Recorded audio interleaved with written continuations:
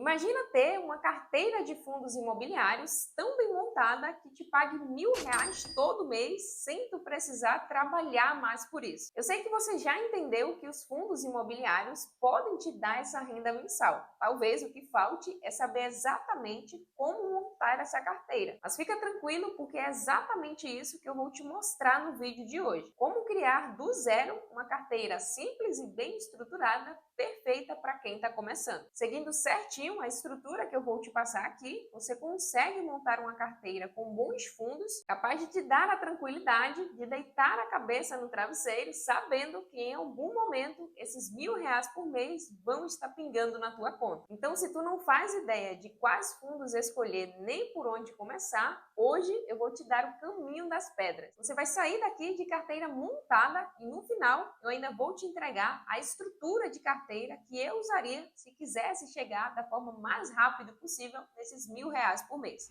Já vamos começar aqui direto com o checklist para a gente colocar a mão na massa e selecionar os melhores fundos para montar a nossa carteira. Vou nem te ensinar aqui o que é um fundo imobiliário, porque eu tenho certeza que você já tem uma noção. E também, se tu não tiver essa noção, tiver perdidaço, dá uma maratonada aqui no canal, porque eu tenho certeza que tu vai conseguir entender. Mas vamos lá, partindo do pressuposto que tu já sabe o que é um fundo imobiliário, vamos aqui filtrar os melhores. Afinal, hoje já são mais de 500 fundos em bolsa e nem todos são bons. A gente precisa, de fato, ali tentar filtrar pelos melhores. E para ajudar a gente nessa análise, eu vou te passar aqui uns parâmetros através de um checklist, onde de forma objetiva e super prática, tu vai conseguir aí identificar se um fundo é bom ou ruim para você ter em carteira. Mas vamos lá, começando aqui pelo Dividend Yield, e a gente vai começar por ele apenas por ordem de organização, mas na prática deve ser o último indicador que tu deve olhar. E o Dividend Yield nada mais é do que a rentabilidade que aquele fundo está entregando. Para nossa análise aqui, vamos observar um dividend yield acima de 7%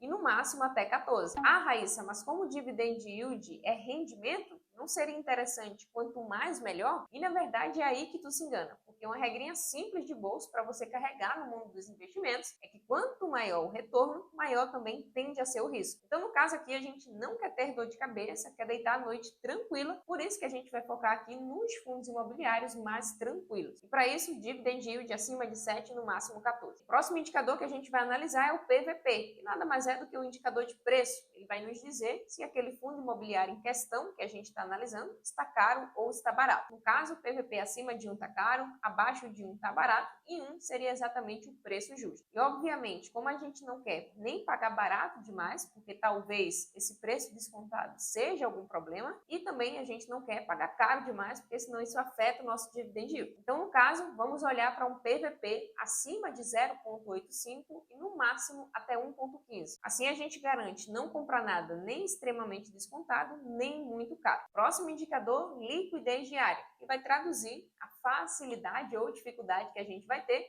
para adquirir ou se desfazer das cotas do determinado fundo imobiliário. Então, na prática, é o quanto de dinheiro é transacionado ali entre compra e venda de determinado fundo. Como a liquidez é importante, a gente não quer ficar preso em nenhum investimento, vamos considerar aqui uma liquidez mínima de R$ 1 milhão. E seguindo esse mesmo raciocínio, vamos olhar agora para o patrimônio. Quanto mais, melhor, e a gente vai ter aqui uma margem de um patrimônio acima de R$ 1 bilhão. E por fim, só para a gente fechar aqui certinho, podemos considerar também dois indicadores que é apenas para fundos imobiliários de tijolos. Estou falando aqui da vacância, que seria o espaço vazio que aquele fundo imobiliário tem no seu portfólio, e óbvio, enquanto cotista, a gente quer que a maior parte do fundo imobiliário esteja ocupada. Assim, a gente tem mais empresas pagando aluguel mensal e mais dividendo no nosso bolso. Então, vamos considerar aqui uma vacância de, no máximo, 10%.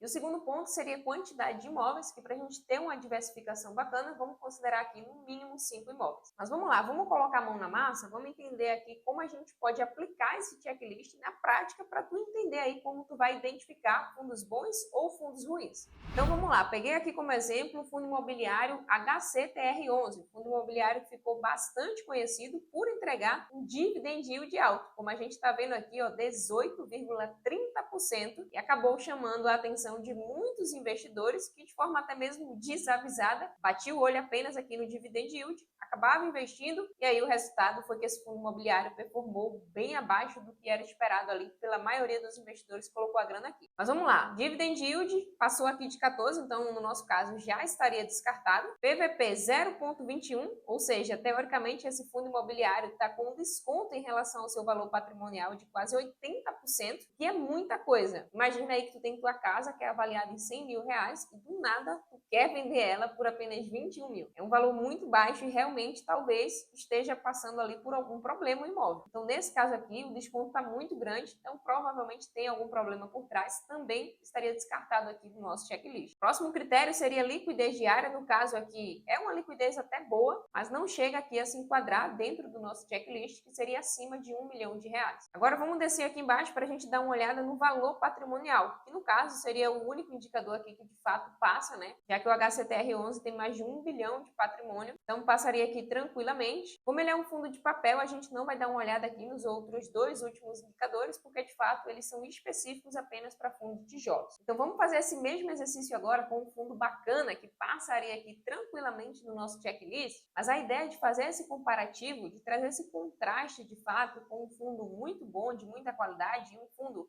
teoricamente seria qualificado aqui como fundo ruim, é para que tu entenda como é simples aplicar esse checklist e já se livrar ali de tranqueira. E assim, deixa eu abrir aqui um parêntese importante. Não é que todos os fundos que não se enquadram nesse checklist são fundos ruins. Na verdade, muito pelo contrário, tá? Tem muitos fundos bons que não vão estar aqui abarcados nesse nosso checklist, nessa nossa margem que a gente estabeleceu. Esse checklist aqui é apenas um norte, um direcional para garantir que tu não erre aí de primeira. Mas vamos lá, vamos voltar aqui para a tela para tu entender como que a gente pode identificar um bom fundo através do mesmo checklist. Então peguei aqui um outro fundo de papel, muito conhecido, né, pela maioria de vocês. Vamos aplicar aqui o mesmo checklist. Então, o dividend yield está aqui em 12,10, perfeito, dentro da nossa margem, que é acima de 7 e no máximo 14. PVP está em 0,99, praticamente aqui no preço justo, então dentro da nossa margem também. Liquidez diária, mais de 9 milhões de reais diariamente, então super tranquilo. Se a gente rola aqui embaixo, a gente consegue analisar também o valor patrimonial, que é de mais de 4 bilhões de reais. Então percebe que apenas com essa informação, só com esse direcional, já te ajuda a não cair em cilada? Obviamente que uma análise de um fundo imobiliário envolve bem mais critérios do que apenas isso aqui que a gente está olhando. Mas eu te garanto que apenas seguindo isso aqui, tu já vai garantir de não cair em tranqueira. Mas beleza, vamos seguindo aqui. Agora que tu já entendeu como selecionar os melhores fundos, a gente vai aqui para uma estrutura de carteira e logo em seguida eu vou te mostrar quais fundos se encaixaria aí para você iniciar. Mas ó, antes da gente avançar, aproveitando que estamos falando de investimentos em alta, tem muita gente em busca de receber renda passiva, mas ela não é o único investimento no radar. Não sei se você viu, mas o Bitcoin deu um salto nas últimas semanas, chegou a bater novos recordes e estamos de fato no auge do mercado cripto. O Bitcoin já se tornou essencial numa carteira de investimentos. E justamente pensando nisso, eu queria te contar de uma promoção que está rolando lá no MB, o mercado Bitcoin, é a maior plataforma de ativos digitais da América Latina. E a promoção é a seguinte, tu vai abrir a tua conta, que leva menos de 5 minutos, e investir pelo menos R$50 em Bitcoin. Ao fazer isso, em até 7 dias, a MB vai te presentear com R$25 de crédito na tua conta para você usar como quiser. Então, se você gostou desse incentivo e quer começar a montar a tua posição em criptomoedas, até mesmo como forma de diversificação, eu vou deixar todas as informações aqui na descrição. Ah, e vale lembrar que tu não paga nada para abrir tua conta, tá? É 100% gratuita. Então, mesmo que tu não queira fazer nenhum investimento agora, tu pode abrir tua conta, testar e ver se você gosta. Então, se você quer começar a investir em criptomoedas com segurança e tranquilidade, em uma plataforma confiável, para abrir tua conta é só apontar a câmera do teu celular, o QR Code que está aqui na tela, ou clicar no link aqui da descrição. Então, recado dado, vamos voltar aqui agora, porque eu vou te detalhar a exata estrutura dessa carteira que pode te gerar R$1.000 de dividendo todo mês. Vou te mostrar aqui a estrutura, os setores, a quantidade e quais fundos a gente pode iniciar. Também um detalhe bem importante que eu praticamente não vi ninguém falar sobre isso. Então vamos lá, a estrutura a gente vai começar dividindo a carteira entre tijolo e papel. E para facilitar em muito, para de fato ter um norte, a gente vai dividir essas proporções entre 50% 50% da nossa carteira papel, 50% tijolo. Então, se tu tiver 10 fundos, 5 de tijolo, 5 de papel. Se tu tiver 4 fundos, 2 de tijolo, 2 de papel. Isso aqui é o básico, tá? Meio a meio para a gente começar, mas obviamente que tem margem para a gente desbalancear para um dos lados. Então, por exemplo, dependendo do cenário macroeconômico, faz até sentido a gente ter um pouco mais de tijolo ou um pouco mais de papel. Em momento de alta de juro, por exemplo, que é o que a gente está vivendo atualmente, com a Selic batendo máximas históricas, nesse cenário faz sentido a gente desbalancear um pouco a carteira para o lado de tijolo. Da mesma forma, o contrário, em momento de baixa na taxa de juros, faz sentido a gente ter uma exposição um pouco maior em papel. Mas assim, só para facilitar, para que tu comece e não fique com dúvida,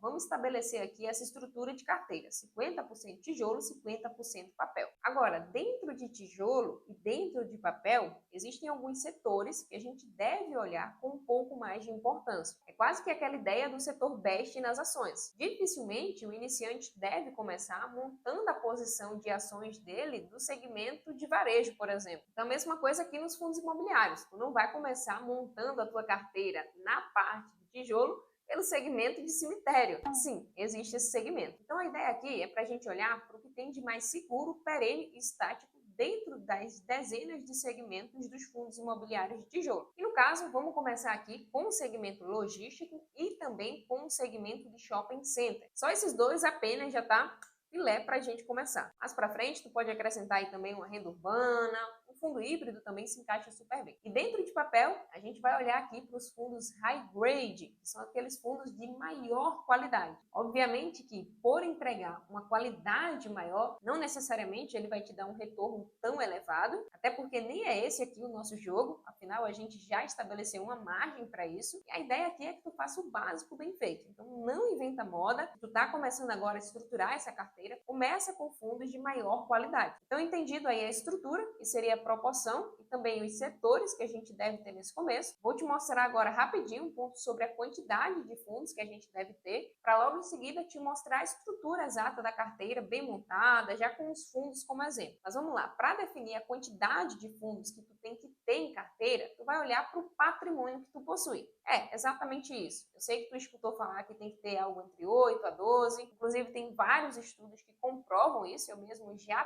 compartilhei um pouquinho disso aqui em um vídeo no canal, porém, como eu já bati na tecla aqui várias vezes, esse número é algo a ser buscado, não é algo que tu precisa ter já de cara. A ideia é que tu vá progredindo à medida em que teu patrimônio cresce. Então vamos lá, se tu tem até 10 mil reais investidos, 3 a 4 fundos imobiliários já está mais do que excelente. Se for 4 fundos, a gente está falando aqui de 2 papel, 2 tijolo. Agora, se tu tem ali um pouco mais de 50 mil reais investidos, aí a gente já pode chegar aqui no 7 a 8 fundos imobiliários, 9 no máximo. De novo, mantendo a estrutura de ter ali a carteira dividida, 50% tijolo, 50% papel. Mas bora lá, vamos montar a carteira aqui de fato. Considerando que tu já tem aí a tua reserva de emergência montada, afinal a gente está falando aqui de renda variável, então é importante que tu tenha a tua reserva. Considerando que tu já tem esse ponto atendido, vamos seguir aqui para a estrutura na prática. Eu vou montar aqui junto com você, trazendo fundos como exemplo. Isso aqui não é jamais uma recomendação de investimentos, afinal, como eu já mencionei, existem vários outros aspectos que tu tem que analisar antes de tomar a tua decisão. Porém, eu quero trazer aqui um exemplo de alguns fundos que seria bacana de tu estudar para talvez aí mais para frente, dependendo se fizer sentido, encaixar na tua estratégia de investimentos. Beleza? Então, vamos lá. Vou pegar aqui de 2 a 3 fundos para colocar como exemplo dentro de cada um desses setores. Então, começando aqui a nossa carteira, que a gente vai dividir metade tijolo, metade papel. Dentro de tijolo, vamos focar no segmento logístico e no segmento de shopping. Dentro de logística, vou elencar aqui 3 fundos como exemplo. A gente poderia começar aí com XPLG11, um BTLG ou até mesmo o próprio HGLG11.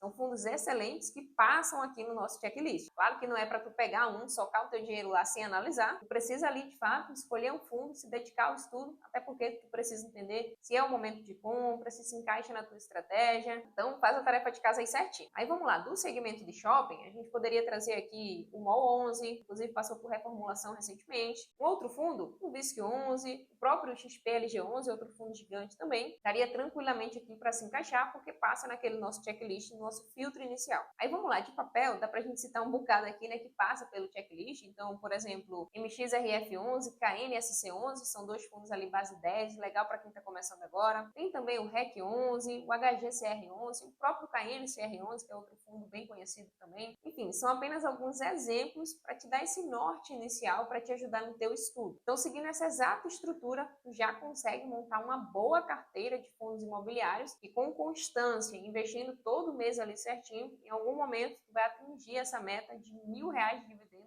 todo mês. Mas agora eu quero saber se tu já tem algum fundo imobiliário em carteira, quanto tu está recebendo de dividendo atualmente. Conta aqui embaixo que eu quero saber. E se tu quiser descobrir quanto tu precisa investir para chegar aí nesses R$ 1.000 de dividendo todos os meses através dos fundos imobiliários, dá uma olhada nesse vídeo aqui que eu preparei para você. Sem mais, espero muito que tu tenha gostado desse vídeo. Se gostou, não esquece de deixar o like e vejo nesse vídeo aqui.